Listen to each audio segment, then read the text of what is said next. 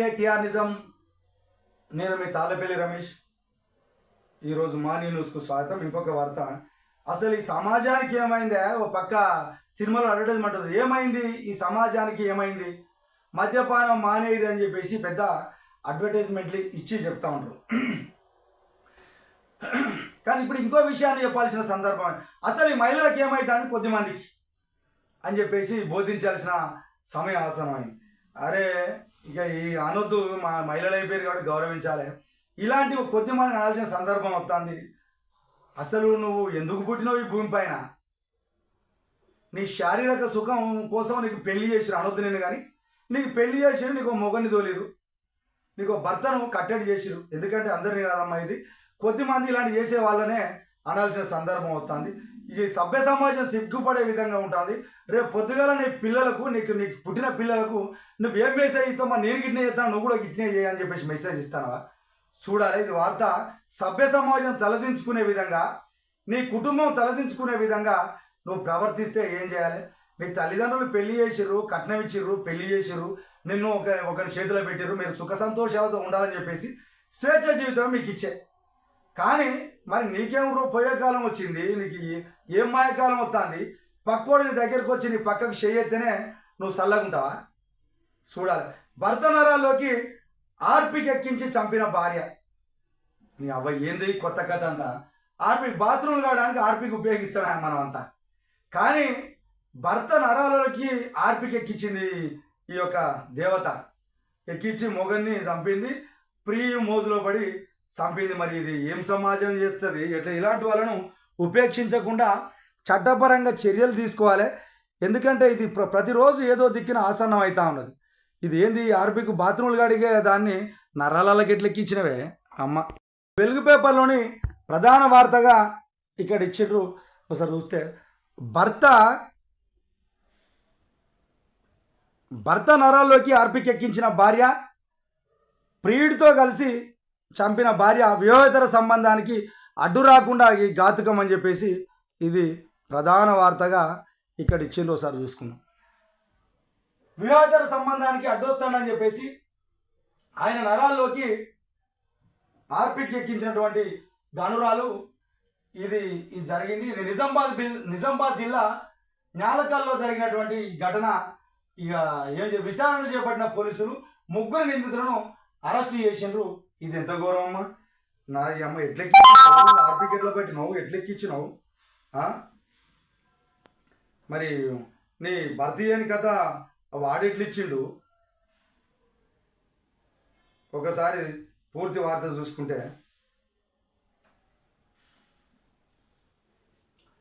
ప్రియుడితో కలిసి చంపిన భార్య, వివాహేతర సంబంధానికి అడ్డు రాకుండా ఘాతుకం. నిజామాబాద్ జిల్లా న్యాలకల్లో ఘటన. వివాహేతర సంబంధానికి అడ్డుగా ఉన్నాడని చెప్పేసి భార్య భర్తను అతి దారుణంగా హత్య చేసింది. భర్త నరాల్లోకి టాయిలెట్ గడికి ఆర్పిక్తో పాటు నిద్రపాత్ర లిక్విడ్ను కూడా సిరంజి సహాయంతో ఎక్కించి చంపేసింది. ఆలస్యంగా వెలుగులోకి వచ్చిన ఈ ఘటన నిజామాబాద్లో మేపల్ మండలం నాల్యకల్ గ్రామంలోని జరిగింది. మృతుడి తల్లి శ్యామల ఫిర్యాదు మేరకు కేసు నమోదు చేసిన పోలీసులు దర్యాప్తుతో కీలక విషయాలు తెలిసినాయి.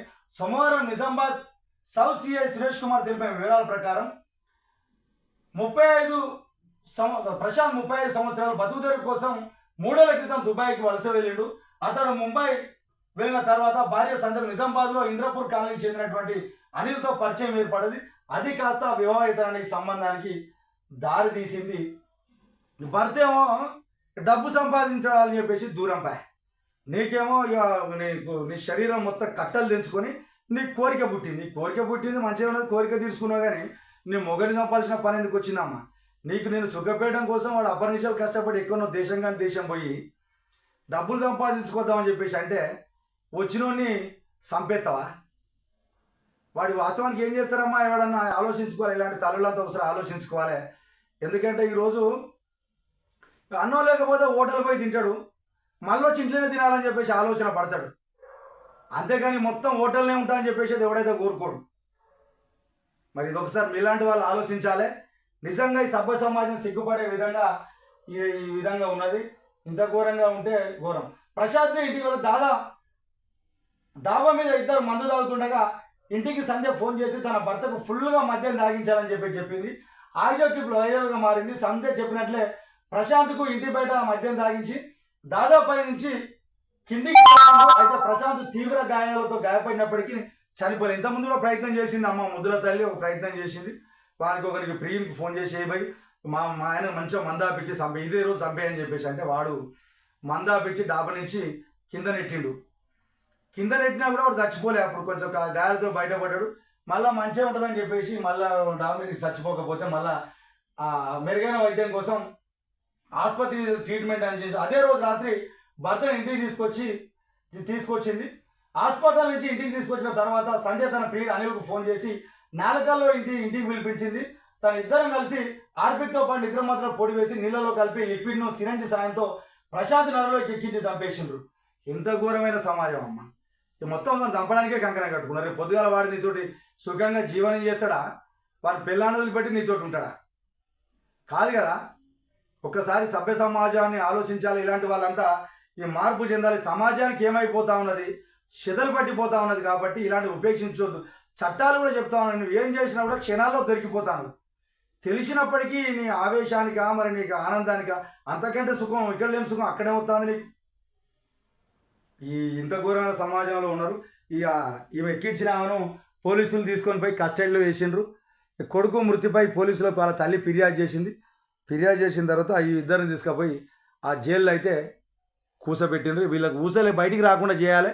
అప్పుడే సమాజానికి ఒక మెసేజ్ ఇచ్చిన వారైతారని చెప్పేసి అందరు అనుకుంటా ఉన్నారు. ఈరోజు ఇంతకుముందు భర్తలు భార్యలను చంపేది. కానీ రోజు ఎక్కడ చూసినా కూడా ఈ సంస్కృతి ఎక్కడిదో పెంచి పోషించాల్సిన సందర్భం వస్తుంది. ఒకసారి ఆలోచించుకోవాలని చెప్పేసి టీఆర్ నిజం నుంచి గుర్తు చేస్తాను.